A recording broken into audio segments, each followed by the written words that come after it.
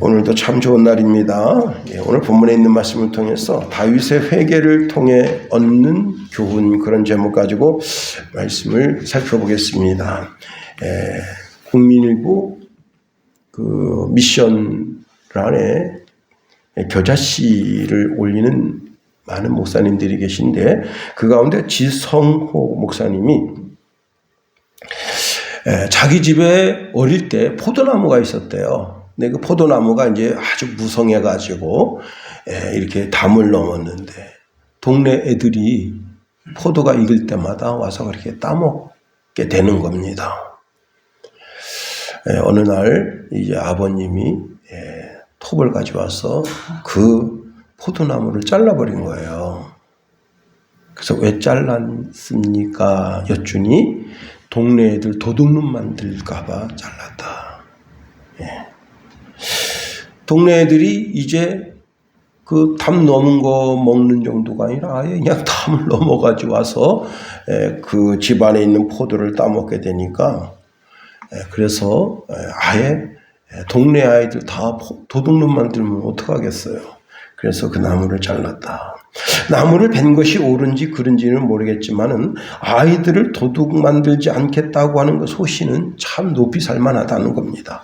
옛말에 바늘 도둑이 소도둑된다 했습니다.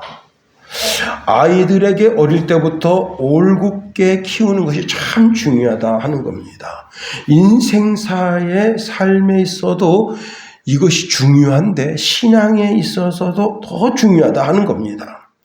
사람의 말을 듣고 그 말을 마음에 새기면 그가 그 마음 가운데 들어간 그 말이 점점 커집니다. 또 잔소리를 통해서 사람을 만들 수도 있어요. 한 사람이 잘못된 습관을 고치기 위해서 약 300번 정도 잔소리를 들으면 그 버릇을 고치게 된다고 하는 겁니다. 여러분, 우리는 교회에 잔소리 들으러 온 게 아니에요. 생명의 말씀을 들으러 온 겁니다.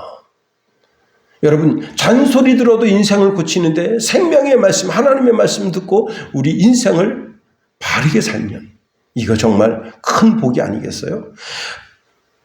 베드로는 예수님께 고백하기를, 주여 영생의 말씀이 계시매 우리가 누게로 가오리까? 우리는 예수님이 하나님의 거룩한 자이신 줄 믿고 알았습니다 라고 주님을 따라갑니다. 자, 예수님의 입에서 나오는 말씀을 받아가면서 살아갑니다. 예수님이 이렇게 말씀하시네요. 살리는 것은 영이니 육은 무익하니라. 내가 너희에게 이르는 말이 영이요 생명이라 말씀하십니다. 예수님의 말씀, 그 모든 것이 다 우리 영혼의 양식이 된다는 겁니다. 우리는 지금 이 시간에 예수님의 살을 먹고 예수님의 피를 마시고 그것을 통해서 영생을 가지게 되는 겁니다. 이 시간이 바로 예수님의 살과 피를 먹고 마시는 것이다. 제가 이제 서울 올라갈 때 주로 전철을 많이 이용하거든요. ITX도 타고 갈 때가 있고 그냥 일반적으로 전철을 타고 갈 때도 있는데, 이제 그 남춘천역 거기에 우들목 사거리가 있습니다. 거기 커피 전문점이 있는데요. 아메리카노가 1,500원입니다. 굉장히 싸죠? 막 갈아서 만든 원두로 커피를 내리는데 1,500원입니다. 야, 춘천에서 커피가 제일 비싼 데가 어딜까요? 그래도 뭐 한 잔에 20만 원 하는데 있겠습니까? 없죠. 기껏 해봤자 한 12,000원 뭐 이렇게 할 겁니다. 그런데 대한민국 안에 한 잔에, 커피 한 잔에 20만 원 하는 데가 있다는 거예요. 저는 뭐 먹어보진 않았습니다. 그 커피를 마시면 5년 젊어지나요? 아니, 빠졌던 머리가 더 납니까? 영생하는 길로 가게 되나요? 아닙니다.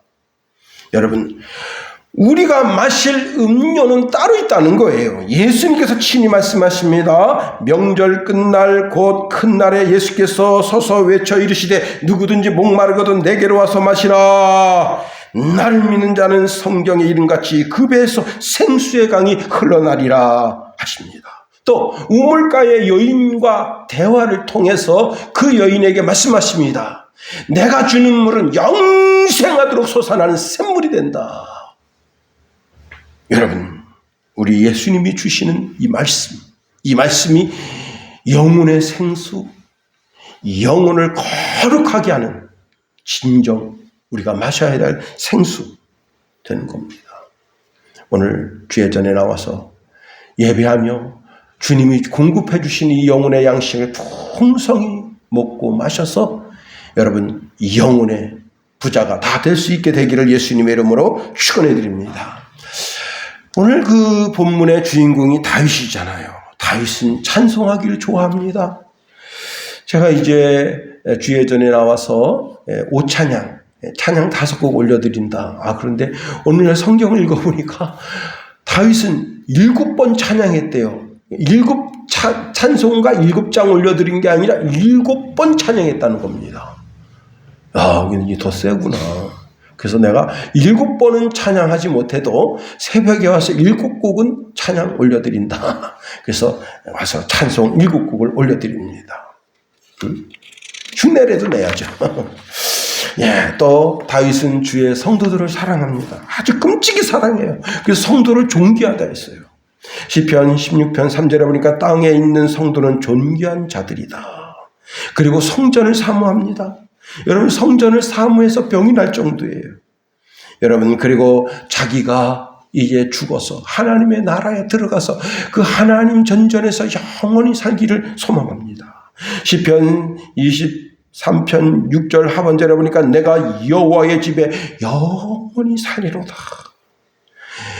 성도들이 존귀하고 그 존귀한 성도들이 모여서 예배하는 그 예배당도 존귀하고 예배당에 제비가 거기 제비 집을 짓고 지지배배 우는 것도 존귀하고 그래서 다윗은 하나님을 위해서 하나님 성전을 멋지게 지어드리기 위해서 금 3,427톤 여러분은 금 3,427톤이 별거 아닌 것 같아요. 이 정도 와 이래야 되는데 금 3,427톤 은 34,270톤 어마어마합니다. 자신의 모든 걸 다 드린 거예요. 더 드리고 싶은데 없어. 그 정도로 기쁨을 이기지 못해서 모든 걸 다 드린 거예요. 그리고 당시 법궤가 오벳에돔의 집에 있는데 그 오벳에돔에 있는 그 법궤를 그 시온이라고 하는 곳에다가 성막을 짓고 거기로 모셔 올리는 거예요. 그냥 법궤가 오는 걸 보고 그냥 너무너무 즐거워서 그냥 막 덩실덩실 춤추고 그런데 옷이 요즘처럼 이렇게 점잖은 옷이 아니고 통옷이어가지고요. 다윗도 왕이지만 왕복을 입지 않고 배옷을 입고 있는데 밑에 옛날에는 빤스가 없어. 빤스. 그래서 춤을 추니까 뭔가 자꾸 보여. 그래도 저 타이거야. 막 춤을 춥니다. 자, 법궤를 잘 모셔놓고 백성들을 축복하고 백성들에게 떡 한 개와 고기 한 조각, 건포도 한 덩어리, 떡 한 덩어리를 나눠줍니다. 그렇게 하고 이 백성들을 이제 축복하고 자기 집에 돌아와서 자기 아내 미갈을 봅니다. 그래도 미갈이 얼굴이 안색이 안 좋아요. 그러면서 대뜸하는 소리, 멸시의 소리를 합니다. 이스라엘 왕이 오늘 어떻게 영화로우신지 방탕한 자가 염치 없이 자기 몸을 드러내는 것처럼 오늘 그의 신복의 계집종의 눈앞에서 몸을 드러내셨도다 하고 남편을 멸시, 천대하는 눈으로 쳐다봅니다.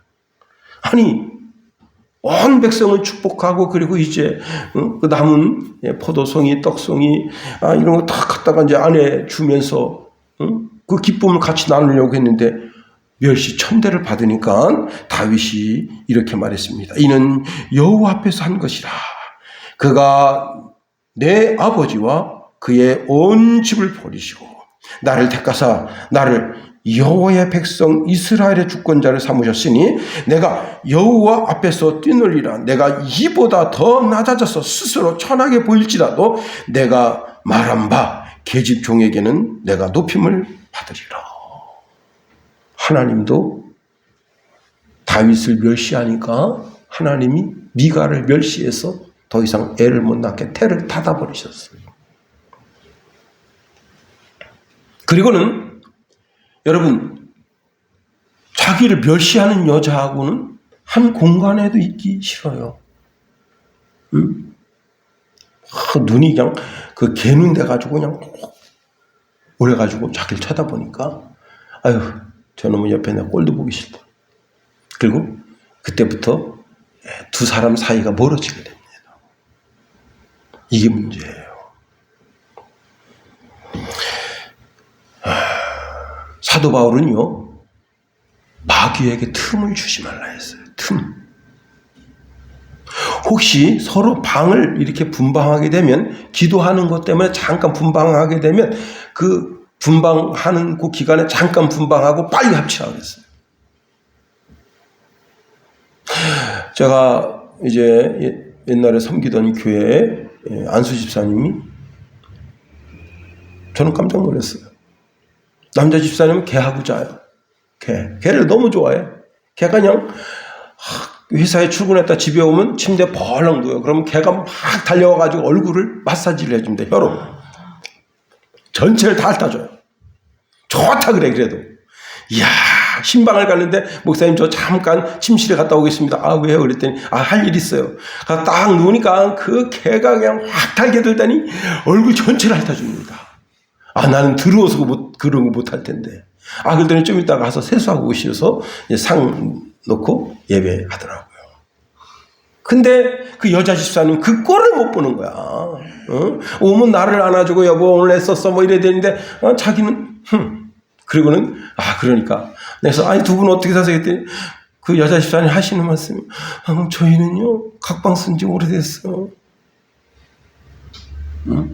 남편은 안방, 자기는 건너방, 애는 건너방. 그게 어려운 게 아닙니다. 우린 늘 성경의 진리를 따라가야 돼요.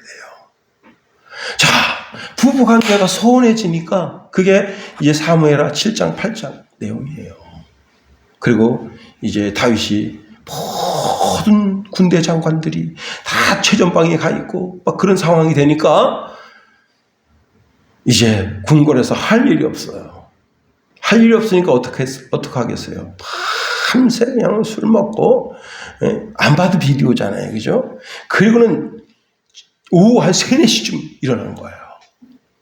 그리고 옥상 위를 딱 거는데, 이 여자가 벌건 대낮에 여러분, 목욕을 하고 있어요.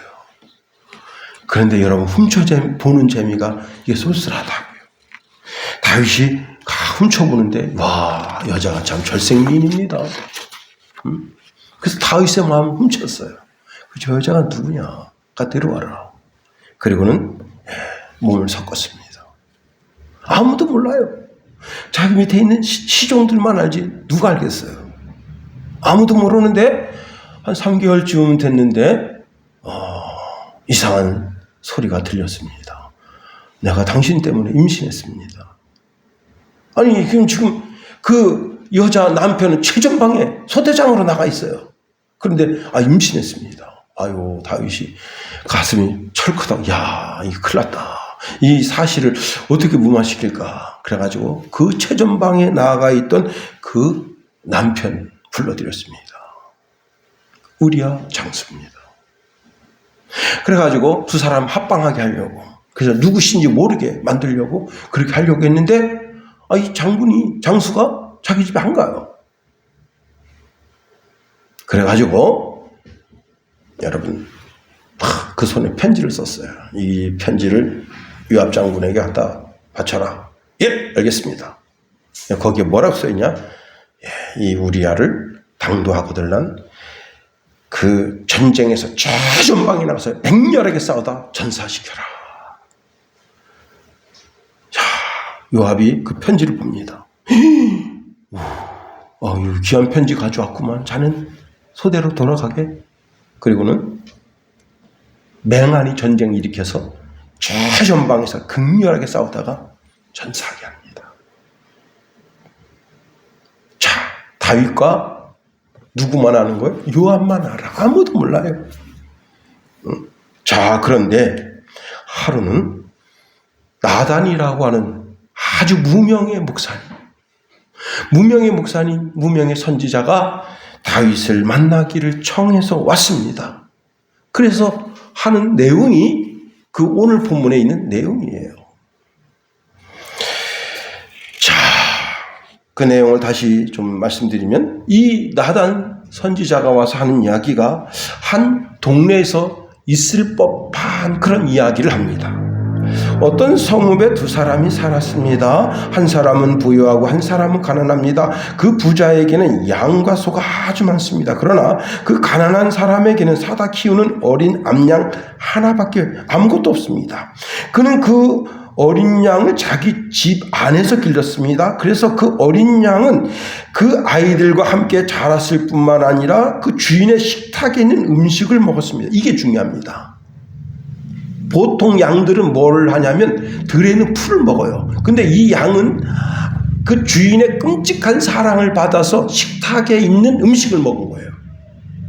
여러분, 짬밥 먹은 돼지와 사료 먹은 돼지는 이 고기 질 자체가 틀려요. 맛이. 예. 소도 그래요. 소도 짬밥 먹은 소와 사료 먹은 소하고 그 육즙이 틀려요. 자, 그런데 그 부잣집에 손님이 왔어요. 그 손님을 최상의 것을 대접하기 위해서 눈 씻고 찾아보니까 자기 양들에게는 뭐 그렇게 좋은 양이 없어요. 그래서 보니까 그 옆집에 그 집은 양 한 마리인데 자기 식탁에 있는 포도주 먹이죠. 그 다음에 빵을 먹이죠. 그 최상급을 먹여서 키우니까 야, 저 양 끌어와라. 그리고는 그 양을 잡아가지고 식사를 대접한 거예요. 그 얘기를 했더니 다윗 왕이 의자에 앉아서 펄떡 일어서면서 하는 소리가 주께서 확실히 살아계심을 두고 맹세합니다. 이런 일을 한 놈은 당장 목을 쳐서 죽여야 됩니다. 또 그런 일을 하면서도 불쌍히 여기는 마음이 전혀 없으니 그는 마땅히 어린 암양을 4배로 갚아주어야 합니다. 그러니까 다윗이 율법을 모르고 있는 게 아닙니다. 잘 알고 있어요. 그랬더니 여러분, 나단이 그 자리에서 다 일어서더니 이스라엘의 임금님이신 다윗 왕은 하나님의 말씀을 들으십시오. 내가 너에게 기름을 부어서 이스라엘 왕을 삼았고 또 내가 사울의 손에서 너를 구하여 주었다. 나는 내 상전의 왕궁을 너에게 넘겨주고 내 상전의 아내들도 내 품에 안겨주었고 이스라엘 사람들과 유다 나라도 너에게 맡겼다. 그것으로도 부족하다면 내가 내게 무엇이든지 더 주었을 것이다. 그런데도 너는 어찌하여 나 주의 말을 가볍게 여기고 내가 악하게 여기는 일을 하였느냐. 내가 햇사람 우리아를 전쟁터에서 죽이고 그의 아내를 빼앗아 내 아내로 삼았다.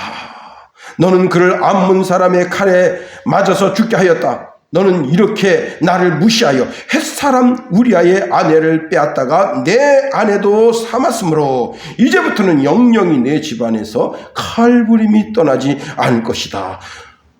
그리고는 나단 선지자가 다시 다윗 얼굴을 쳐다봅니다. 여호와 하나님께서 이렇게 말씀하시네요. 내가 너의 집안에 재앙을 일으키고 내가 보는 앞에서 내가 내 아내들도 빼앗아 너와 가까운 사람들에게 주었어. 그가 대낮에 너의 아내들을 욕보이게 하겠다.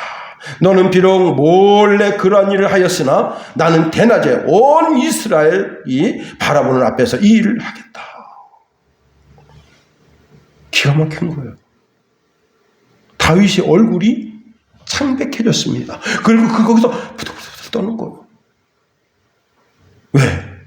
아무도 모르는 줄 알았는데.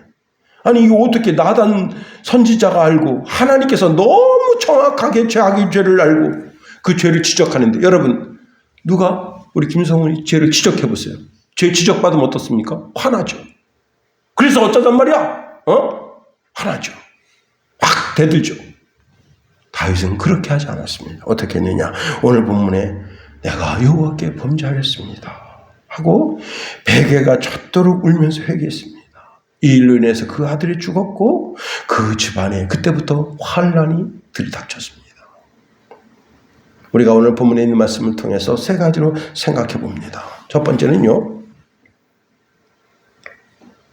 나는 옳고 정직하고 바르고 사람과 하나님 보기에 1.1의 흠도 티도 없는 것처럼 자기를 가장하지만 사실은 가장 쳐 죽일 죄를 저지르는 자가 자기 자신이라는 사실을 알아야 됩니다.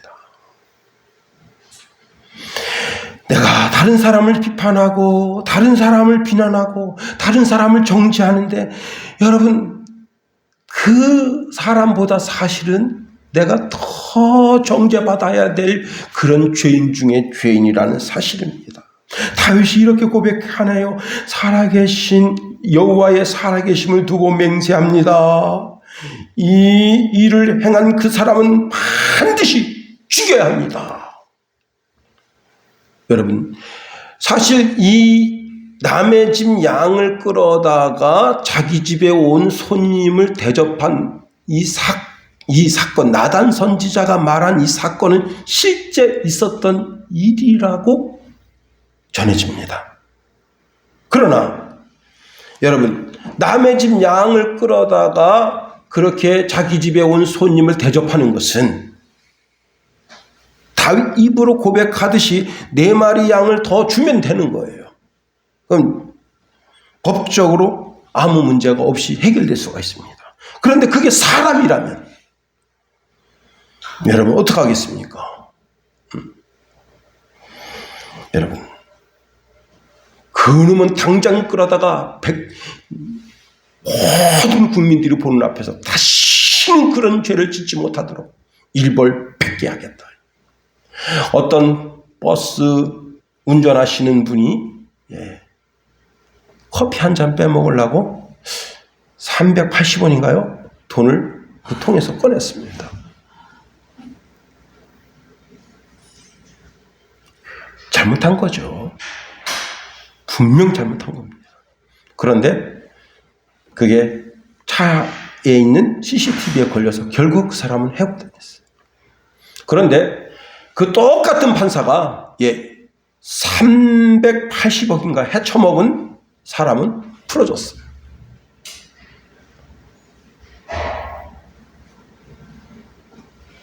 이게 공의가 살아있고 정의가 살아있는 겁니까? 잘못된 거죠. 그런데 왜 그 사람 380억이나 헤쳐먹은 그 사람을 풀어줬느냐? 충분히 그럴 개연성이 있다는 거예요.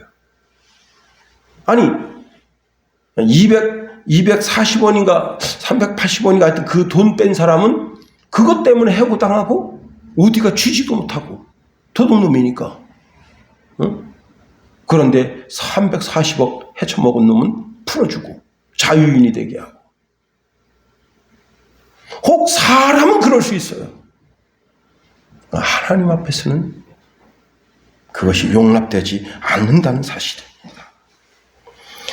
여러분, 직장에서 누가 밉상이에요. 사업장에서 누가 밉상이에요. 친구 관계 속에서 밉상이에요. 말하는 폼새. 아유, 저 인간 내가 그냥 꼴도 보기 싫어. 그런데 여러분, 사람의 눈을 숙이고 사람의 마음을 속일 수는 있어도 하나님 보시기에는 야 이놈아, 네가 더 더러운 놈이야. 더 취한 놈이야. 여러분, 그럴 수 있다는 거예요. 왜? 하나님께서는 우리 심장 폐부를 살피신다 이게. 학개서 1장 7절에 보니까 만군의 여호와가 말하노라 너희는 자기 행위를 살펴보아라. 마태복음 7장 3절에 보니까 어찌하여 형제 눈 속에 있는 티는 보고 내 눈 속에 있는 들보는 깨닫지 못하느냐. 여러분, 내가 그 상대방이 꼴도 보기 싫어서 미워하고 시기하고 질투하고 모함하지만 하나님의 공의의 눈으로 보면 내가 더 더럽고 더 취약해서 하나님께서 막 토하고 싶은 그런 토와 같은 존재가 될 수 있다는 사실입니다. 온전히 다른 사람을 비난하고 다른 사람을 비방하고 다른 사람을 향하여 욕하기 전에 나 자신, 내 심령 속을 살피라는 거예요. 나는 과연 하나님과 사람 앞에서 깨끗하고 거룩한가? 나 자신을 살펴보라는 거예요. 내 소위를 살펴보라는 거예요. 예수님께서 마태복음 5장 44절에 이렇게 말씀하십니다. 나는 너희에게 이르노니 너희 원수를 사랑하며 너희를 박해하는 자를 위하여 기도하라. 이같이 한즉 하늘에 계신 너희 아버지의 아들이 되리니 이는 하나님이 그 해를 악인과 선인에게 비추시며 비를 의로운 자와 불의한 자에게 내려주심이라 말씀하십니다. 그렇습니다. 나 자신을 알면 누구를 비난하겠어요? 누구를 비방하겠어요? 누구를 정죄하겠어요? 내가 더 부패한 심령인 거. 그렇습니다. 여러분, 그래서 혹시 내 삶 속에 정말 비판과 비난과 정죄의 대상으로 오는 그 사람을 딱 보거든, 아, 저 사람이 나다, 그렇게 생각하고 오히려 그 사람을 용서해 주라는 거예요. 마태복음 6장 14절에 보니까 너희가 사람의 잘못을 용서하면 너희 하늘 아버지께서도 너희 잘못을 용서하시려니와 다른 사람의 허물을 용서해 주는 자는 자기 허물의 용서를 구하는 자다. 사랑은 허다한 허물을 덮는다. 여러분, 혹시 내가 다른 사람을 비방하고 비난하고 다른 사람의 잘못을 만방에 모든 사람에게 알게 하고 그리고 그 사람을 정죄하려고 한다면 나는 하나님 말씀에 서 있는 사람이 아니라 그 사람은 사탄의 종으로 서 있는 거예요. 그러므로 내 소위를 살펴보라는 거예요. 내 심장, 내 폐부를 살펴보라는 거예요. 하나님이 원하시는 것은 우리 가운데 용서가 흐르기를 원하고 우리 가운데 다른 사람을 나보다 낮게 여기는 진정한 은혜가 흐르는 사람이 되게 되기를 원하신다는 겁니다. 두 번째로, 여러분, 자기 죄가 드러났을 때, 그럴 때, 그래요, 난 그렇게 부족한 사람입니다 하고 자기 죄를 자복하는 사람이 복되다는 겁니다. 우리 13절 한번 다 같이 읽어볼까요? 13절 시작. 다윗이 나단에게 이르되 내가 여호와께 죄를 범하였노라 하매 나단이 다윗에게 말하되 여호와께서도 당신의 죄를 사하셨나니 당신이 죽지 아니하려니와. 예, 사실 나단이 이 권고를 할 때 나단은요 목숨 걸고 하는 거예요. 왜? 다윗 왕이 있는데 다윗 왕 주위엔 누가 있습니까? 보디가드가 있다. 보디가드. 경호원이 있습니다. 경호원들은 다 칼을 차고 창을 들고 방패를 들고 탁 다윗을 지키는 거예요. 다윗이 술을 탁 내리면 어떻게 됩니까? 그자서 목을 잘라버려요. 이놈이 어디서 대도 안 되는 소리를 지금 와서 짓거리고 있어. 술을 딱 내리면 그 옆에 있는 그 경호원이 바로 자기 수족이에요. 그냥 목을 그자 쳐서 떨겨버리는 거예요. 그러니까 나단이 지금 다윗 왕에게 와서 이렇게 진언하는 것은 자기 목숨 걸고 하는 겁니다. 내 놈이 오늘 죽으려고 한장했구나. 어디서 그딴 소리를 하고 있어? 응? 여보라, 목을 쳐라.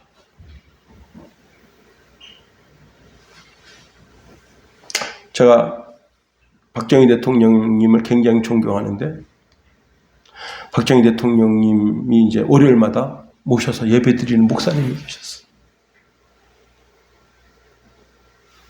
근데 그때 뭐 유신헌법인가 하여튼 뭔 문제를 나라가 시끌시끌하니까 이 목사님이 설교하면서 깠어요.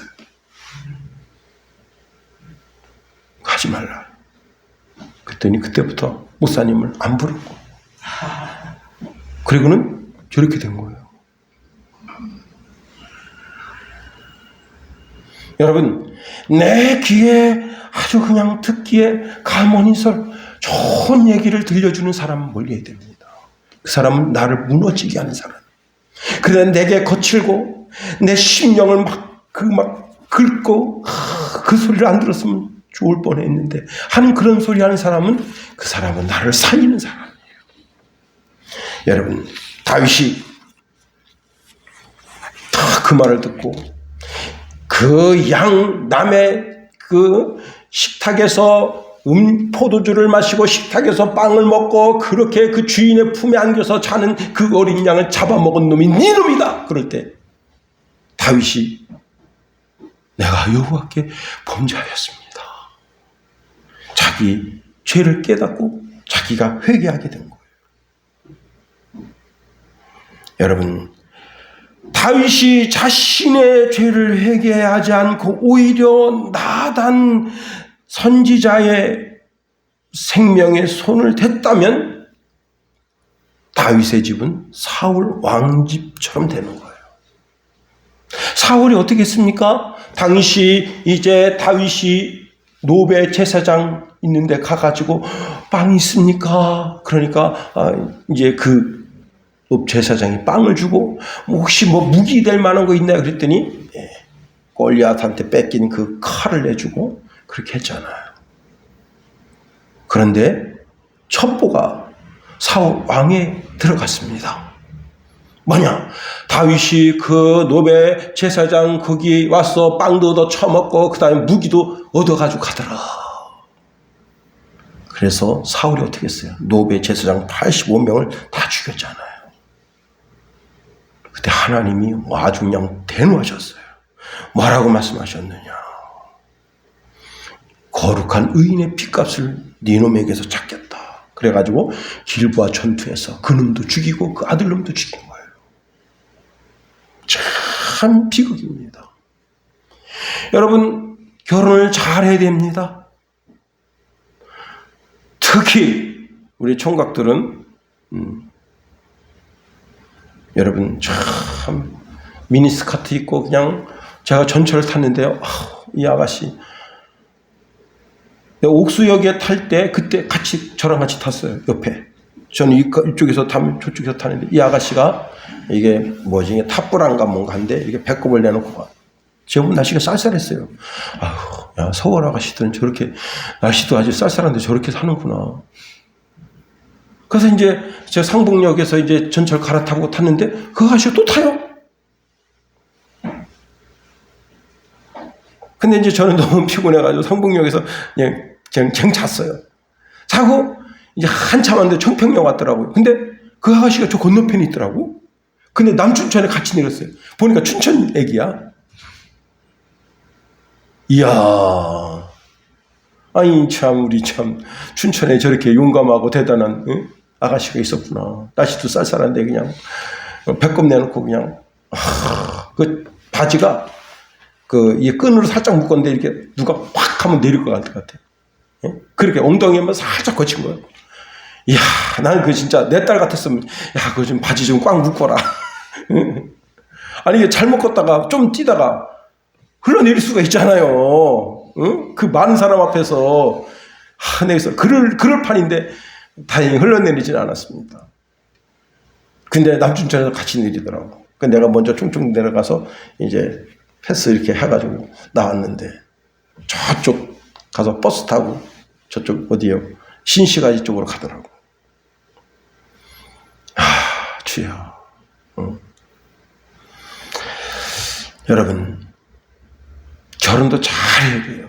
그런 여자한테 눈이 뿅 가가지고, 어휴, 참, 이 시대에 진짜 멋진 여자구나. 여러분, 아합이 이세벨과 결혼해서 그 집안이 완전 복성망한 거예요. 아합이 어느 날 자기 궁궐에 있는데, 포도향이, 포도향이 그냥, 그래서, 저 포도 얼마나 잘 길렀는지, 그냥 포도 송이가 그냥 댕글댕글하고 한 송이 따다 먹고 싶어요. 그 입맛 다시는데, 저 포도 밭이 내 밭이었으면 더 좋겠다. 응? 그래가지고 그냥 그 포도 밭을 탐내는데, 여러분, 나봇이 눈 하나 깜짝하지 않으니까 고민할 때 이세벨이 악한 꾀를 냈잖아요. 결국은 나봇이 그 포도원을 뺏기고 돌에 맞아 죽게 되니까 하나님께서 뭐라 말씀하셨습니까? 넌 연놈들 다 하루 한 날 죽게 되고 개가 너들 시체를 핥게 될 것이다. 개가 그 시체를 핥고 그 시체를 뜯어먹고 그 피를 핥아먹는 것은 가장 큰 저주예요. 여러분, 누가 혹시 당신이 바로 그 죄를 저지른 그 사람입니다 라고 내게 손가락질을 하고 내 죄를 지적해 줄 때, 그래요, 내가 바로 그런 사람이에요. 그렇게 약한 사람입니다. 내가 그렇게 죄를 질 수밖에 없는 연약을 지고 있는 사람이에요. 여러분, 어제 송영길 씨가 파리에서 기자회견을 했다는데, 내가 그렇게 약한 사람이에요. 내가 귀국해서 모든 죄를 다 밝힐게요. 이랬으면 그냥 영웅 되는 거예요, 영웅. 국민의힘에서 모셔가지고 그냥 대통령 후보로 나가세요. 근데 나는 그거하고는 모르는 일입니다. 자, 이렇게 되니까 어떻게 되는 거예요? 일파만파, 이제 민주당은 쑥밭되는 거예요. 여러분, 나단 선지자가 당신이 바로 그 사람입니다. 그럴 때, 내가 여호와께 범죄하였습니다. 여러분, 이 세상에서 가장 불행한 사람이 누군 줄 아세요? 목사하고 싸우는 사람이에요. 제가 인천에서 섬기던 교회에 목사님이 어떤 설교를 했더니 그 집사님이 예배 끝나고 나서 그 사모님하고 싸웠어요. 사모님, 나 좀 봅시다. 사모님, 저 집사님 왜 그러지? 사모님이 말할 데가 없으니까 유아실에 갔는데 그 집사님이 얼마나 낭낭한 목소리로 사모님한테 대드는지 다 들려요. 제가 밖에 있었는데, 성가대 연습하냐고 밖에 있었는데, 사모님! 왜 그랬어요, 집사님? 아니, 내가 사모님한테 상담한 거예요. 목사님한테 다 얘기한 거예요. 나 얘기 안 했어요. 오늘 설교 보니까 목사님이 그 얘기 하시던데. 사실은 사모님이 목사님한테 얘기 안 한 겁니다. 목사님이 보편적인 얘기를 했는데 그게 마음에 탁 꽂혀. 나 이제 귀 안 나와요. 아이고, 주여, 이런, 좀 있으면 권사도 될 사람이 말이야. 그래가지고 또 목사님 또 신방하고 애기 얼레듯이, 그러더니 또 나중에 하하호 그러고 또 사모님하고 또 시장도 같이 가고, 내가 주여. 아이고, 참, 여러분, 목회자하고 목사 사무하고 싸우지 마세요. 목사가 강대상에서 말씀 전파할 때 목사가 기도하고 또 하나님 앞에 매달려서 그 말씀 받아서 증거하는 거지. 그렇습니다. 세 번째로, 여러분, 죄를 지으면 많은 걸 잃게 됩니다. 너무 많은 걸 잃게 돼요. 우리 한번 14절 다 같이 한번 읽어봅니다. 14절 시작. 이 일로 말미암아 여호와의 원수가 크게 비방할 거리를 얻게 하였으니 당신이 낳은 아이가 반드시 죽으리다 하고. 제가 이제 그 EBS의 한 학생, 고등학교 2학년인데 그 학생이 나와서 마약에 관한 이야기를 합니다. 요즘 그냥 우리나라 대한민국이 마약이, 초등학생들도 마약을 하는 그런 나라가 됐어요. 이 문재인 정부가 어떻게 했는지는 모르지만은 초등학생이 자기 엄마한테, 엄마 학원에서 10만 원 필요해, 그래서 그 10만 원 가지고 마약 살 거 2번 투약할 걸 사가지고 그 마약을 던지기 방식이라는가요? 하여튼 그렇게 해서 그 마약을 사가지고 투약을 했다는 거예요. 그런데 얘는 고등학교 2학년이에요. 2학년인데 학원 가는데 누가 이제 그 마약을 줬는데, 마음이 편안해지고 공부를 잘하는 약이다. 그래서 이런 약도 있구나. 의학이 발달하다 보니 이 약을 먹으면 마음도 편안해지고 공부도 잘하는 약이구나 하고 그 약을 먹었는데 너무 좋은 거예요. 그래서 그 약을 딱 살려고 그랬더니 약값이 얼마냐? 56,000원이에요. 엄마한테 돈 달라 해서 또 2번째 약을 먹었는데 이게 마약입니다.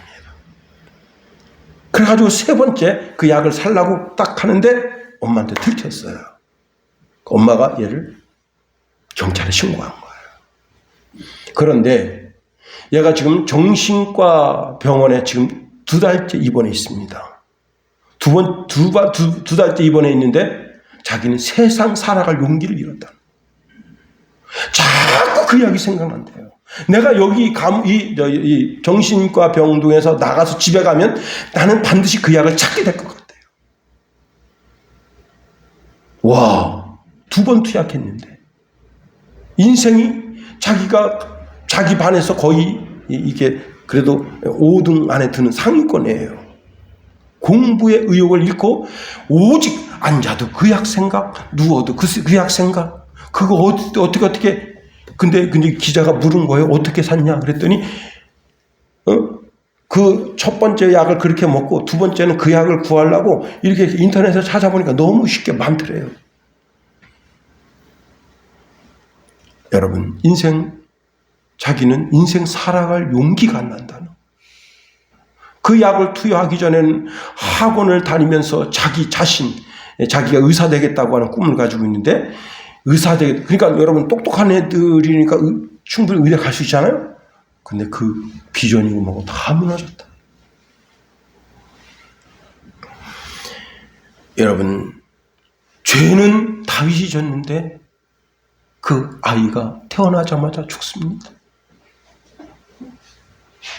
출애굽기 20장 5절에 보니까 나를 미워하는 자의 죄를 갚되 아버지로부터 아들에게로 3, 4대까지 이르게 하거니와, 그 죄월이 그 집에 있어서 그 죄월이 계속 흐르는 거예요.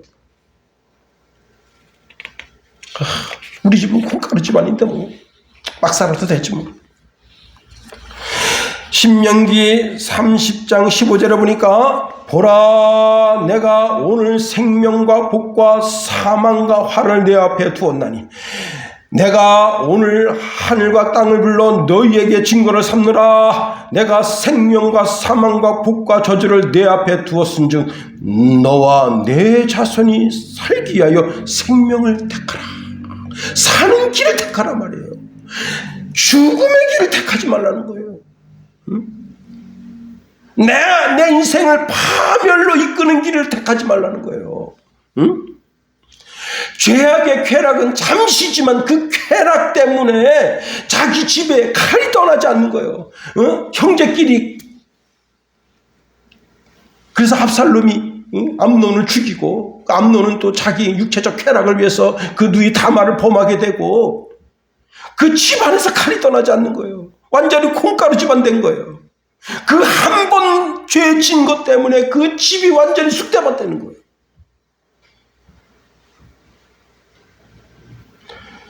여러분, 삼손이 드릴라한테 빠지니까 어떻게 됐습니까?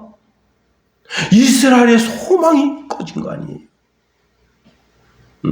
삼손은 사사로서 두 눈이 뽑혀가지고 소새끼나 당나귀가 끄는 그 물매 연자맷돌을 끌고 하루 종일 끌고, 아무나 와서, 어린애도 와서 지게작대도 두들겨 패고, 어른도 와서 지게작대도 두들겨 패고, 우리나라 많은 병사들을, 용사들을 죽인 놈이 우리 아버지 원수놈, 그리고 꼬챙이를 뾰족하게 해서 쿡 찔러대고. 여러분, 이게 하나님의 거룩함을 잃어버린 성도의 비참함이에요. 우리가 과거에 죄짓고 회개하고 깨끗하고 성결하게 살면 하나님께 영광 올려드리고 하나님 기뻐하시는 삶이 되고 우리의 삶을 인도해 가시지만, 우리가 그렇게 예수 잘 믿다가 타락하게 되면 사단의 조롱거리, 비웃음거리가 돼요. 그리고 하나님께로부터 오는 좋은 것들을 다 맡게 됩니다. 예레미야 5장 25절에 보니까 너희 허물이 이러한 일들을 물리쳤고 너희 죄가 너희로부터 좋은 것을 막았느니라.